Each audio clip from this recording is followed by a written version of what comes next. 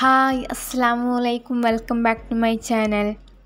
മലയാളികളെ ഏറെ ആകർഷിക്കുന്ന ഒരു വിഭവമാണ് പൊറോട്ട. കുട്ടികൾക്കും മുതിർന്നവർക്കും ഏറെ ഇഷ്ടമുള്ള പലഹാരം കൂടിയാണ്. അപ്പോൾ വീഡിയോയിലോട്ട് പോകുന്നതിന് മുമ്പായി എൻ്റെ ചാനൽ ഇതുവരെ സബ്സ്ക്രൈബ് ചെയ്യാത്തവരുണ്ടെങ്കിൽ പ്ലീസ് ഒന്ന് സബ്സ്ക്രൈബ് ചെയ്ത് സപ്പോർട്ട് ചെയ്തേക്കണേ. ഇനി ഇതുണ്ടാക്കുന്ന വിധം എങ്ങനെയെന്ന് നോക്കാം. ഞാനിവിടെ 1 കിലോഗ്രാം മൈദപ്പൊടിയാണ് എടുത്തിട്ടുള്ളത്. മെഷർമെൻറ്റ് കപ്പിൽ 4 കപ്പാണ് എടുക്കുന്നത്. ഈ ഒരു അളവിൽ നമുക്ക് 20 പൊറോട്ട വരെ കിട്ടും. ഇനി ഇതിലേക്ക് പാകത്തിന് ഉപ്പും 1 ടീസ്പൂൺ പഞ്ചസാരയും ചേർത്ത് നന്നായി ഇളക്കി യോജിപ്പിച്ചെടുക്കണം. ഇപ്പോൾ ഇത് ചേർന്ന് വന്നിട്ടുണ്ട്. ഇനി ഇതിലേക്ക് 1 കോഴിമുട്ട ചേർത്ത് കൊടുക്കാം. എന്നിട്ട് കൈക്കോട് നന്നായി യോജിപ്പിച്ചെടുക്കാം.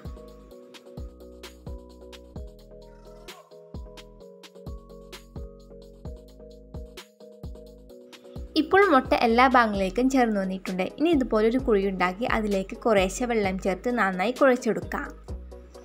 ഏകദേശം 2 കപ്പ് വെള്ളമാണ് മാവ് കുഴക്കാൻ ഉപയോഗിച്ചത്. എന്ന് വെച്ച് ആ 2 കപ്പ് വെള്ളം നിങ്ങൾ ഒന്നിച്ചൊഴിച്ച് കുഴക്കാൻ നിൽക്കരുത്. മാവ് കുഴച്ചെടുക്കുമ്പോൾ വെള്ളം കുറേശ്ശെ ചേർത്തിട്ട് വേണം മാവ് കുഴക്കാൻ. പിന്നെ വെള്ളം ചേർക്കുന്നതിന് മുമ്പായി 1/4 കപ്പ് പാലും കൂടി ചേർത്ത് കുഴച്ചെടുത്താൽ മാവിന് നല്ല മയം ഉണ്ടാകും. എൻ്റെ കയ്യിൽ ഇപ്പോൾ പാൽ ഇല്ലാത്ത കാരണമാണ് ഞാൻ ചേർക്കാത്തത്. പിന്നെ മാവിൽ വെള്ളം അധികം കൂടാനും പാടില്ല, കുറയാനും പാടില്ല. ആ ലെവലിൽ വേണം നമ്മൾ മാവ് കുഴച്ചെടുക്കാൻ.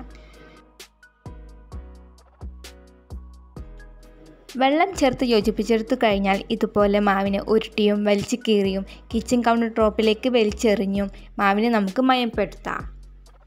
പിന്നെ ഏകദേശം 15 മിനിറ്റ് വരെയെങ്കിലും മാവ് നന്നായി കുഴച്ചെടുക്കണം.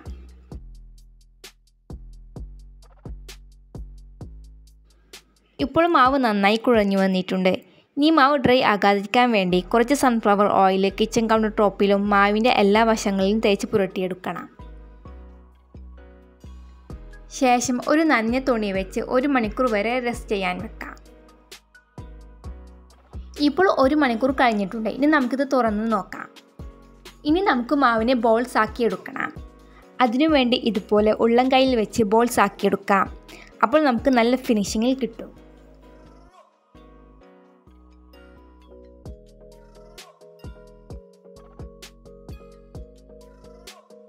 ബോൾസ് ആക്കിയതിനു ശേഷം മാവ് ഡ്രൈ ആകാതിരിക്കാൻ വേണ്ടി കുറച്ച് ഓയിൽ കൗണ്ടർ ടോപ്പിലും മാവിലും തേച്ച് പുരട്ടിയെടുക്കാം. ഇനി നമുക്ക് ബാക്കിയുള്ള ബോൾസ് ഇതുപോലെ തന്നെ ഉണ്ടാക്കിയെടുക്കാം.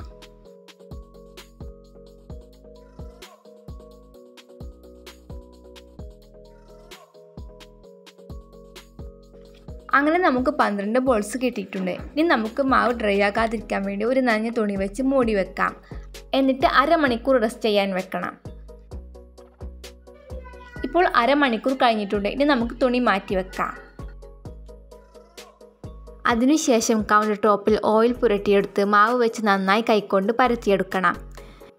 മാവ് വീശാൻ അറിയുന്നവർക്ക് അങ്ങനെ ചെയ്യാവുന്നതാണ്. അല്ലാത്തവർ കൈകൊണ്ട് നന്നായി പരത്തിയെടുത്താൽ മതി. പിന്നെ മാവ് സോഫ്റ്റായ കാരണം നന്നായി വലിച്ചു നീട്ടാനും കഴിയുന്നുണ്ട്. മാവ് നന്നായി പരത്തിയെടുത്തതിന് ശേഷം ഇതുപോലെ സെൻറ്ററിൽ കൂടെ കത്തി വെച്ച് മുറിച്ചെടുക്കണം. എന്നിട്ട് ഇതുപോലെ ചുരുട്ടിയെടുക്കാം. പിന്നെ ചുരുട്ടിയെടുക്കുന്നതിന് മുമ്പായി ഇതുപോലെ എണ്ണ സ്പ്രെഡ് ചെയ്തിട്ട് വേണം ചുരുട്ടിയെടുക്കാൻ. പിന്നെ ഞാനിവിടെ ഓയിലും നെയ്യും മിക്സ് ചെയ്തതാണ് മാവിൽ സ്പ്രെഡ് ചെയ്ത് കൊടുക്കുന്നത്. ഇതുപോലെ ചെയ്തെടുക്കുമ്പോൾ പൊറോട്ടയ്ക്ക് നല്ല സ്വാദുണ്ടാകും. ഇപ്പോൾ എല്ലാ മാവും ചുരുട്ടിയെടുത്തിട്ടുണ്ട്. ഇനി നമുക്ക് നന്നായി പരത്തിയെടുക്കണം. ശേഷം കൗണ്ടർ ടോപ്പിൽ ഓയിൽ സ്പ്രെഡ് ചെയ്ത് മാവ് ഇതുപോലെ കൈവച്ച് പരത്തിയെടുക്കാം.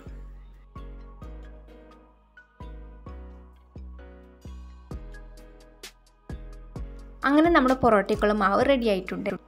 ഇനി നമുക്ക് ചുടാനുള്ള പൊറോട്ട ചട്ടി ചൂടാക്കിയെടുക്കാം. അതിനുശേഷം ഈ ഓയിൽ തന്നെ ചട്ടിയിൽ പുരട്ടിയെടുക്കാം. അതിനുശേഷം പരത്തിയെടുത്ത മാവ് ഇതുപോലെ വെച്ച് കൊടുക്കാം.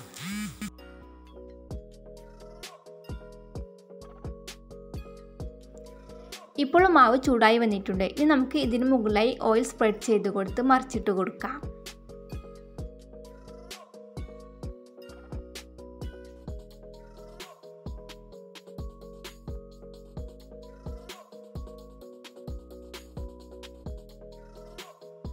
മറിച്ചിട്ട് കൊടുത്തതിന് ശേഷം വീണ്ടും ഓയിൽ സ്പ്രെഡ് ചെയ്ത് കൊടുക്കാം. എന്നിട്ട് വീണ്ടും തിരിച്ചിട്ട് കൊടുക്കണം.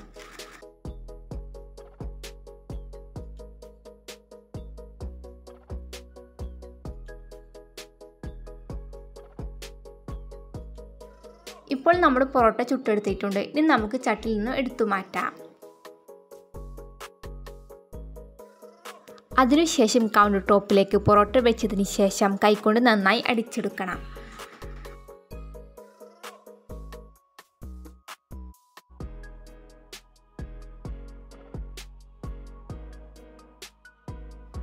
അങ്ങനെ നമ്മുടെ സൂപ്പർ ടേസ്റ്റിയിലുള്ള പൊറോട്ട ഇവിടെ റെഡിയായി വന്നിട്ടുണ്ട്. അപ്പോൾ എല്ലാവരും മടി കൂടാതെ പൊറോട്ട വീട്ടിൽ തയ്യാറാക്കിയെടുത്തോളൂ. വളരെ ഈസി ആയിട്ട് തന്നെ നമുക്കിത് തയ്യാറാക്കിയെടുക്കാം. പിന്നെ നിങ്ങളുടെ അഭിപ്രായങ്ങൾ താഴെ കമൻറ്റ് ബോക്സിൽ അറിയിക്കാനും മറക്കരുത്. അപ്പോൾ എല്ലാവരും ഈ വീഡിയോ ലൈക്ക് ചെയ്യുക, ഷെയർ ചെയ്യുക. അപ്പോൾ ഇൻഷാ അല്ലാഹ് നല്ലൊരു റെസിപ്പിയുമായിട്ട് അടുത്തൊരു ദിവസം കാണാം. Thanks for watching. ബൈ.